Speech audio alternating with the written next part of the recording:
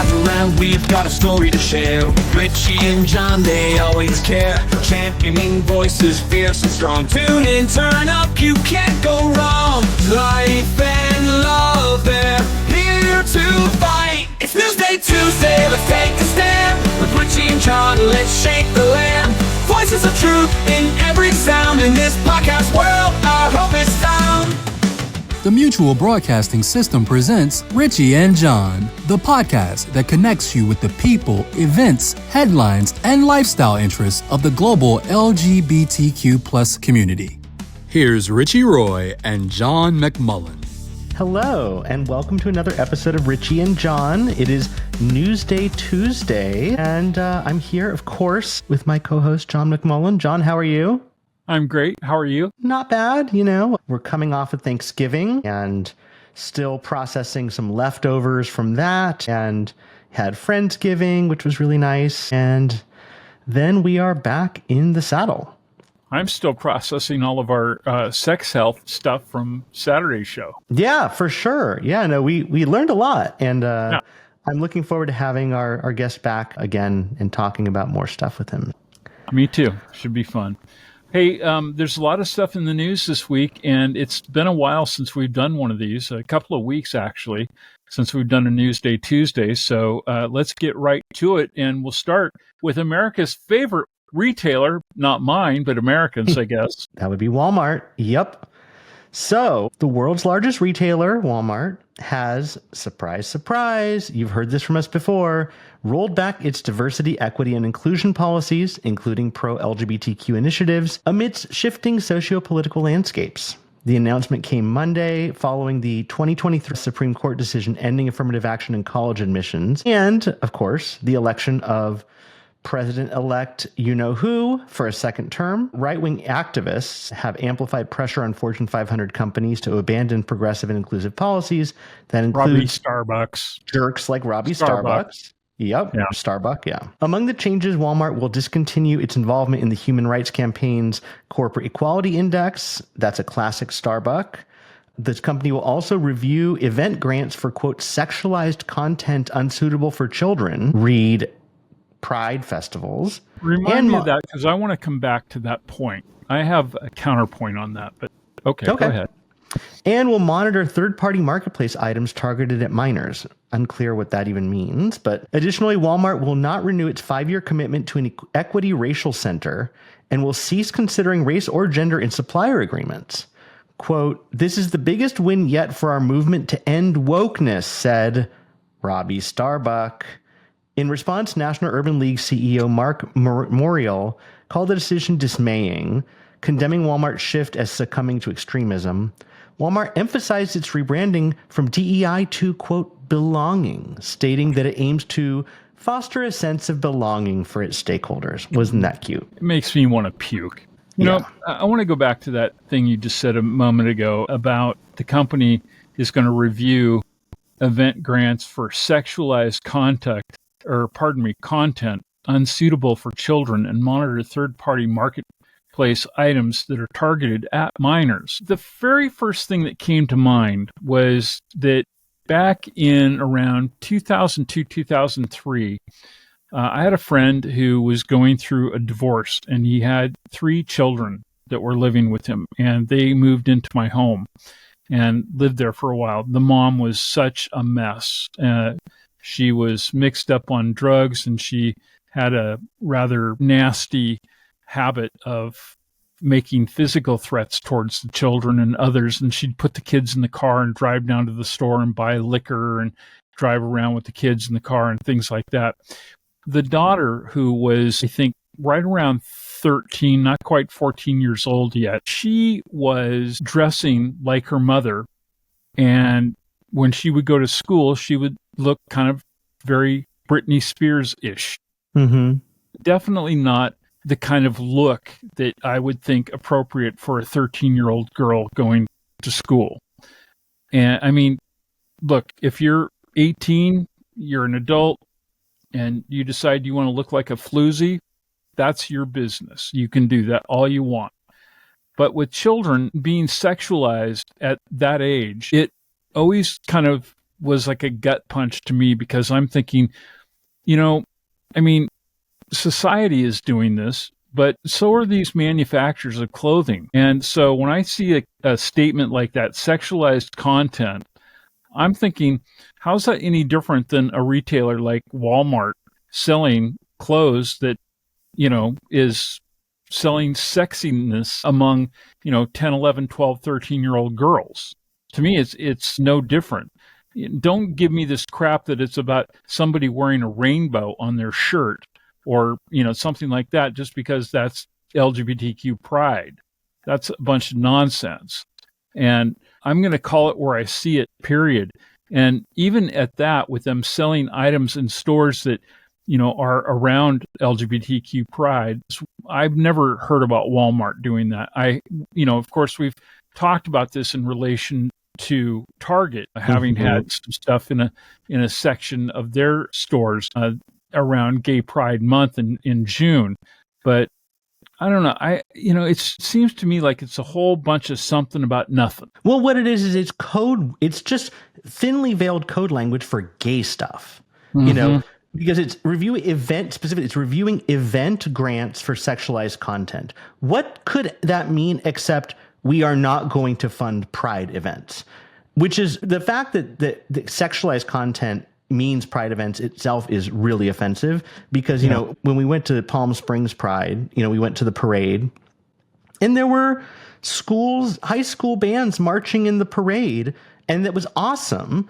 And the idea that just because a parade is celebrating LGBTQ inclusion and existence is sexualized content it's the classic. I mean, they might as well say that they're not going to fund groomer events. It's using that coded language. I know that Chevrolet and I think the Nissan dealership was there in that parade too. And I'm just trying to remember, and I know I've seen it in past vehicles from them, but I don't remember, were any of those vehicles topless? You mean like convertibles? Well, topless, yeah. I see where you're going with that. I mean, right. What is sexualized content? I mean, it's not like I have ever seen Walmart, or for that matter, Target, which has a big butthole for a logo. I've never seen these places at like the Folsom Street Fair or any of those kinds of events. Right. I mean, come on, let's get real. It's just trying to make something out of nothing by these right-wing loudmouths like our friend Mr. Starbuck. I'd like to see somebody put some buckshot in his Starbuck. Yeah, this is just, I have to say, this one it's annoying, but it's not surprising, because it's not like Walmart has been a great steward for our community ever. Well, look where they're headquartered. Yeah, and they come from the great state of Huckabee. Yeah. So, just one more to put on the list. Again, we've talked about it before, that HRC should be really doing the name and shame. We should all be doing name and shame. And to the extent that you can avoid shopping at Walmart, even if you live in a small town, order online, order from Target. Order from somewhere else. I have something else I want to say about this matter, because first things first, who in the F is shopping at Walmart to begin with in our community? They shouldn't be. Anybody who considers themselves to be on the progressive side of things should not be funding a business that has the practices that they do. And beyond the diversity, equity, and inclusion issue, I mean, there is a long-running history of this company, first of all, not paying living wages. Secondly, giving people work schedules that keep them just under 30 hours so that they don't have to pay them benefits. They're also the owners, not just of the Walmart stores, but of course of Sam's Club, which is a big part of their business. And given the choice between a Costco and a Sam's Club, where do you think I'm going to spend my money? Because I'll tell you where Costco comes in on these kinds of things. First of all, they pay living wages. Secondly, they give most of their employees have really great benefits so that they can take care of their families. Third, they have fair prices. And four, their company values the diversity and has many, many times shown that. And I've seen them at several LGBTQ events all over the country. And I know that they participate in such events here in the Palm Springs area as well. So it hands down, if I had to make a decision between Costco and the Walmart brand, Sam's Club, it's going to be Costco every day of the week. I just don't understand why people embrace businesses that screw their own personal interests. It just makes absolutely zero sense to me. Giving them your money is, it's another one of those acts of, Jews for Hitler, as far as I'm concerned. And I know that may sound very extreme, but I want to tell you that point you just made, Richie, about the Human Rights Campaign and their equality index and all the stuff that they should have been doing over the last year instead of losing DEI initiatives and marketing to LGBTQ customers, that has happened at any number of places. We've reported now on 6, 7, 8 major businesses that have done this already in the past year, including a major automobile manufacturer, including the Green Tractor Company, including home supply, yard supply places. There's all sorts of businesses that are being targeted by them. And as they just go down the Fortune 500, it's going to continue unless we do something and we tell these organizations that serve us, which right now better be fighting for their lives. And the way that you do that and keep our support is to be out on the front line defending these actions and being proactive in stopping businesses from even wanting to do this kind of thing. And to that end, part of our disgust has also been voiced towards GLAAD, the Gay and Lesbian Alliance Against Defamation, because there's no greater sense of defamation than what Robby Starbuck and his ilk have been doing. So it appears that there might be something that they are doing, because they're back in the news this week as well with regards to these kinds of issues. In the face of opposition, ad executives remain committed to LGBTQ plus representation, according to GLAAD's 2024 Visibility Perceptions in Advertising report. And that report indicates broad support among industry leaders, despite fears of backlash from right-wing groups and some consumers. 90% of surveyed ad execs affirm the importance of LGBTQ presence in advertising, though they are voicing concerns about potential negative reactions.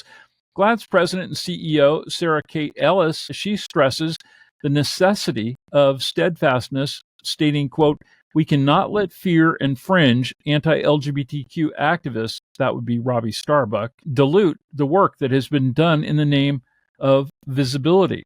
And she's right about that. I mean, this is one guy, one pipsqueak who none of us knew shit about until these things started several months ago. And all of a sudden, now his name pops up in lights on marquees. Yeah. The study highlights that attitudes towards transgender, bisexual, and non-binary representation have significantly increased since 2021. Companies that are facing backlash are up to 1.6 times more likely to strengthen their commitment to LGBTQ inclusion. I'd like to see the evidence of that. GLAAD's Megan Bartley notes, quote, "LGBTQ inclusion is a future-proofing brand growth strategy."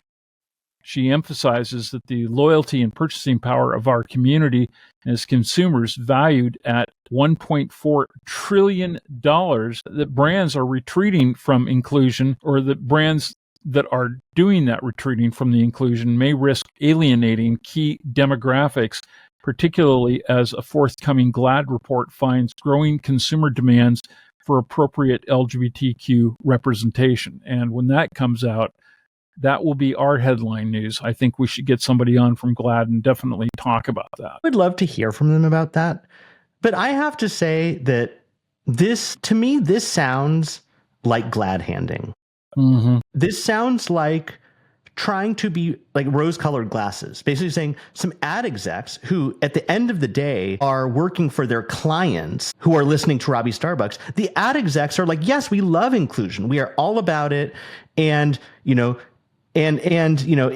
GLAAD sort of trying to, be a little bit, for them, strong-worded, saying, future-proofing brand growth strategy. Give me a break. I mean, it's cute language, and I get it's trying to put a positive spin on things, but we're not seeing that in the real world. The real world is the clients who, at the end of the day, determine ad strategy are dumping DEI and LGBTQ left and right. And so I don't know where GLAAD is getting this info, and especially the statistic here that companies facing backlash are up to 1.6 times more likely to strengthen their commitment to inclusion. When are we seeing this? I'm shy. This does not seem like reality to me. This feels like something through the looking glass, and it seems like it's the kind of stuff that comes out of GLAAD. GLAAD is living in a la land where they have swanky awards once a year, and they fet the people who are on our side. They are not in the trenches. They're not. Yeah. This is not reality. Yep. I actually have a conversation scheduled for later today with our friend John Nash, and I think maybe it's time for me to ask him, in light of this news this week, to come back on maybe as soon as this Saturday or next and talk with us about, he's in the industry. What's really going on? And he works with he works with the largest consumer brand company in America, for example.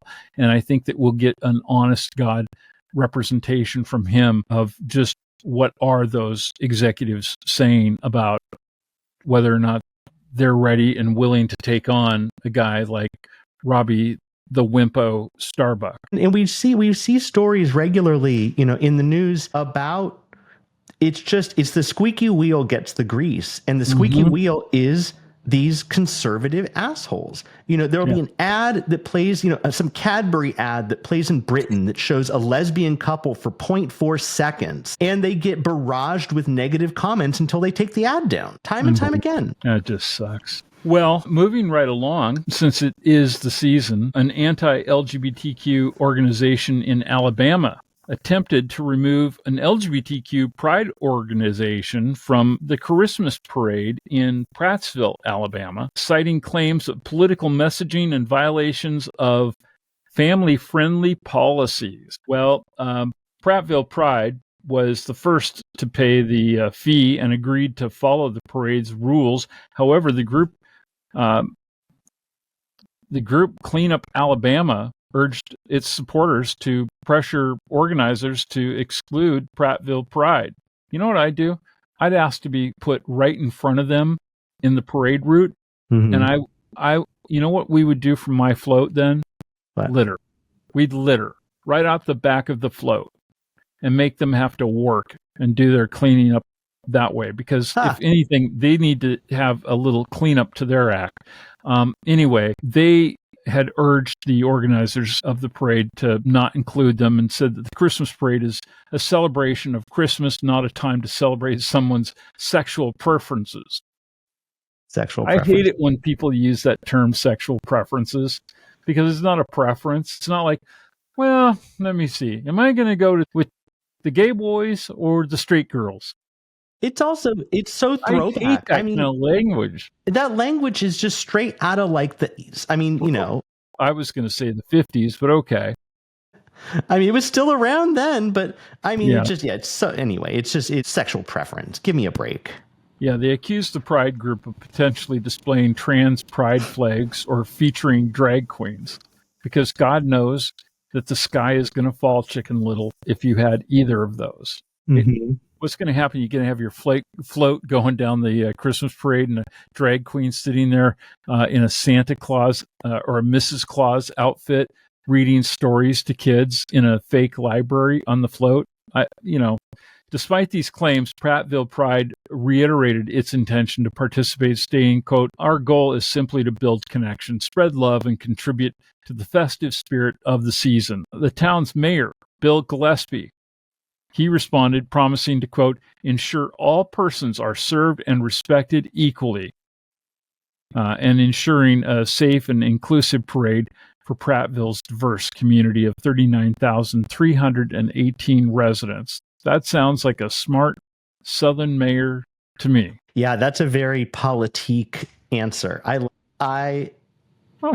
having to do a balancing act. And Yeah. in a town that size, he didn't say, okay, I'm going to fold. The gays can't come to the parade. Right, but also make a strong statement and say we support LGBTQ inclusion. It's a perfect diplomatic answer for a mayor to give, and frankly, one that, given where that's at, I think is sort of a tacit word of support, because it would be all too easy for the mayor in Prattville to fold like a cheap suit, like we've seen major corporations do. So cheers to this mayor for at least, kind of holding open the door that, Prattville Pride is going to be in this parade. Well, maybe he's like Lindsey Graham and likes a little something, something on the side. I just think this thing is so dumb. The idea that potentially displaying I love that there's this idea that if you look at, a trans pride flag, that, that you're going to, like, a cloud of estrogen is going to just blast you, and and you're suddenly going to change genders. It's just stupid. It's the same with the pride flag. We'll talk about that later in the show, but some people get so worked up just at the existence of a pride flag on view that they have to try to destroy it. Mm-hmm.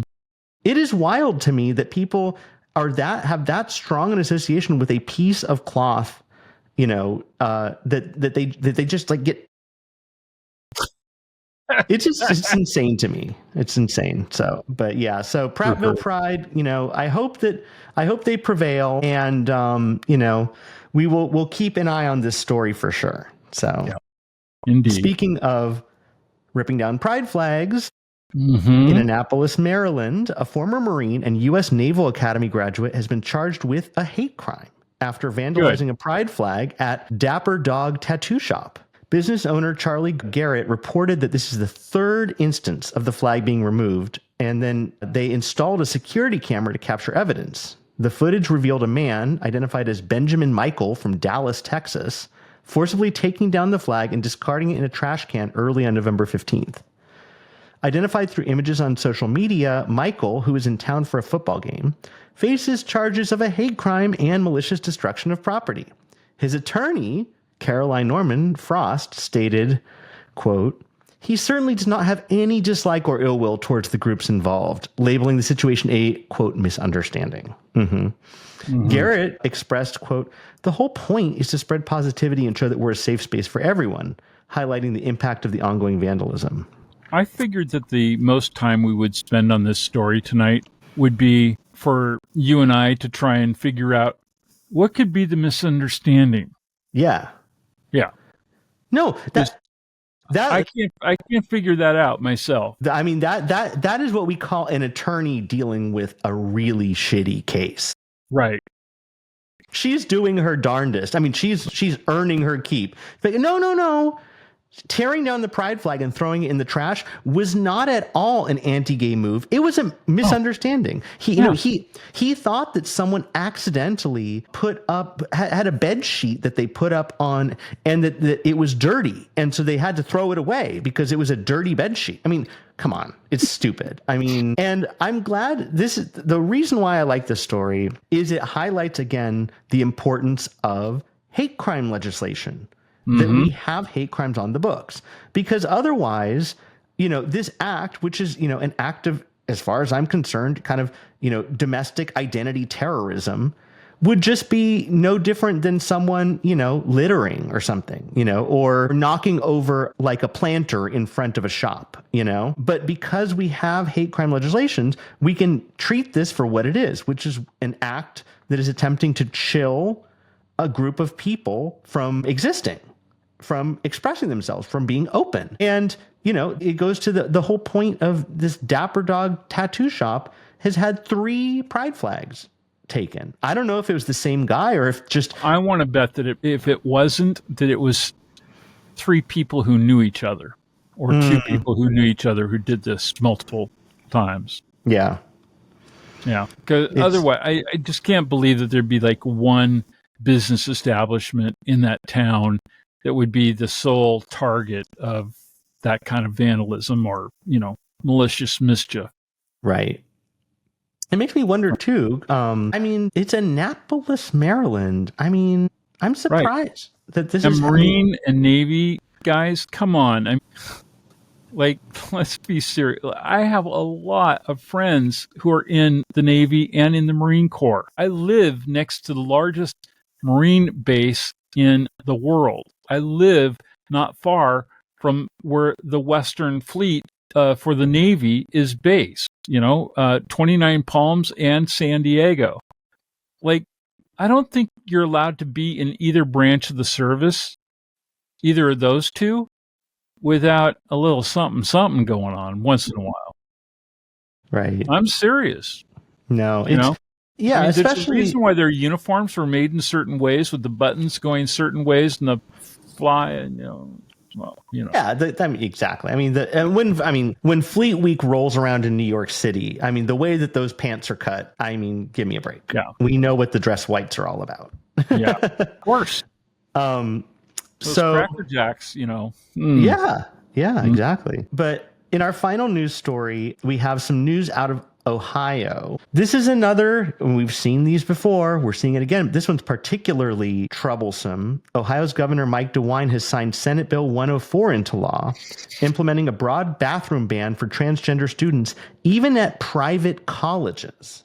The law mandates, quote, a school shall designate each student restroom, locker room, changing room, or shower room for students of the male biological sex only or by students of the female biological sex only.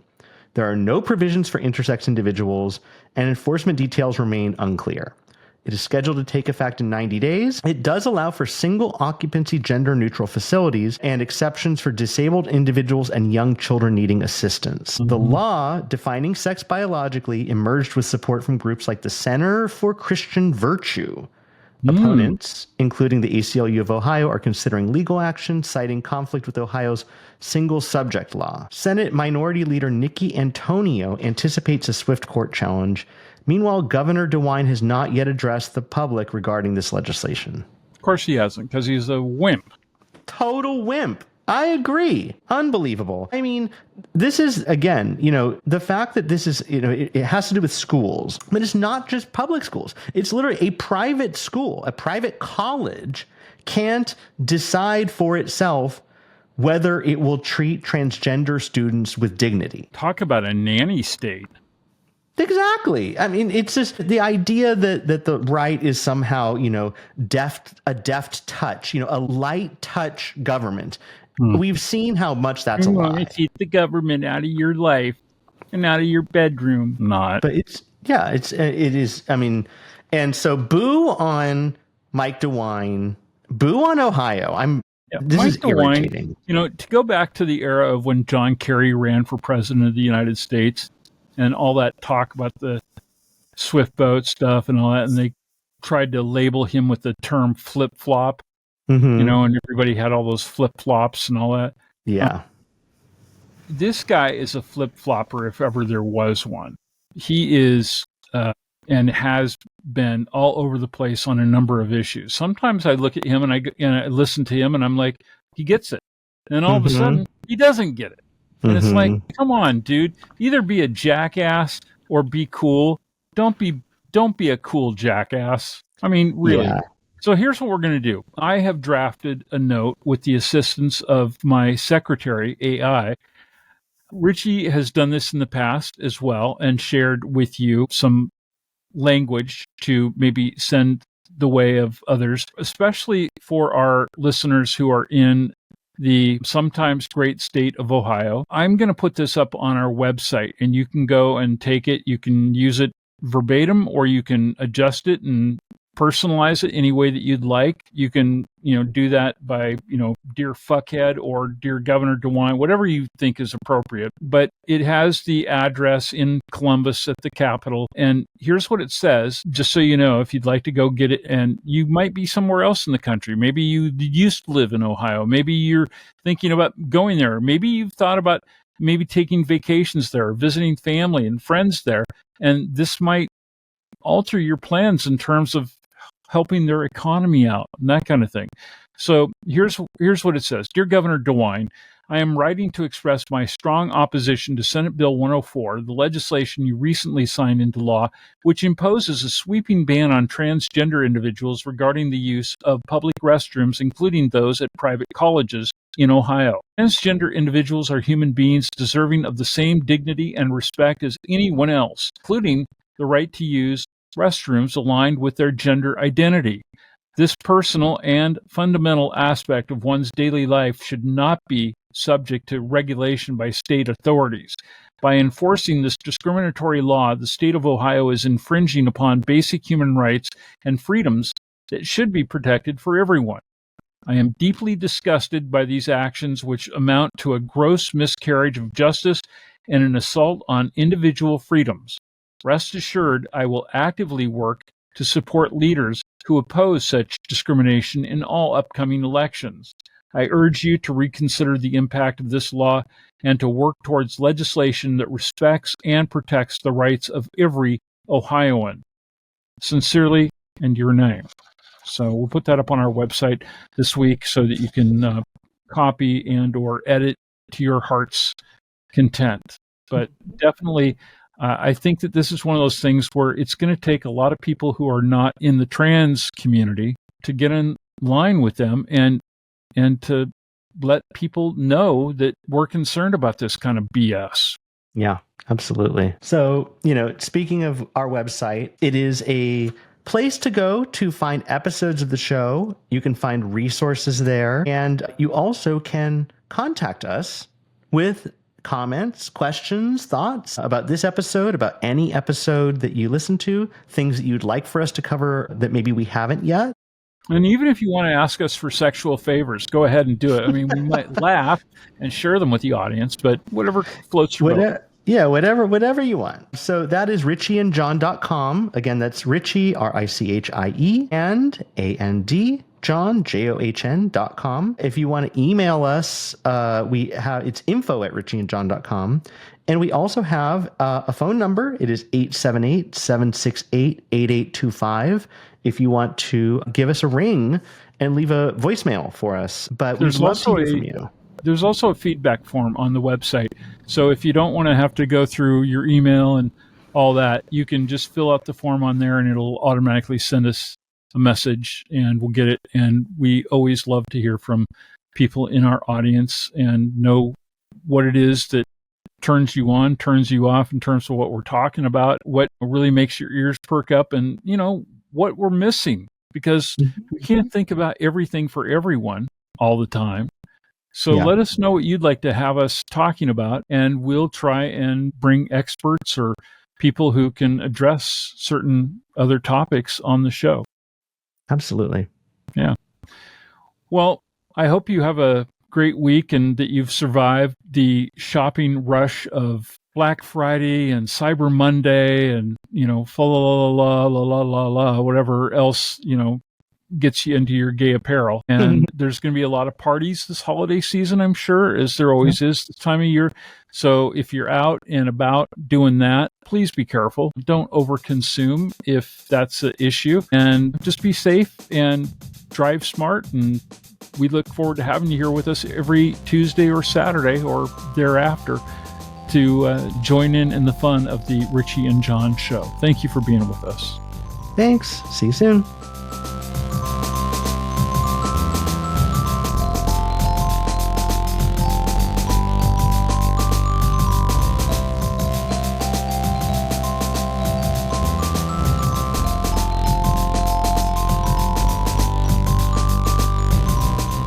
Thank you for joining us on Richie and John. This podcast is a production of the Mutual Broadcasting System and is available at richieandjohn.com, as well as most major podcast portals, including Apple Podcasts, Amazon Music, and Spotify.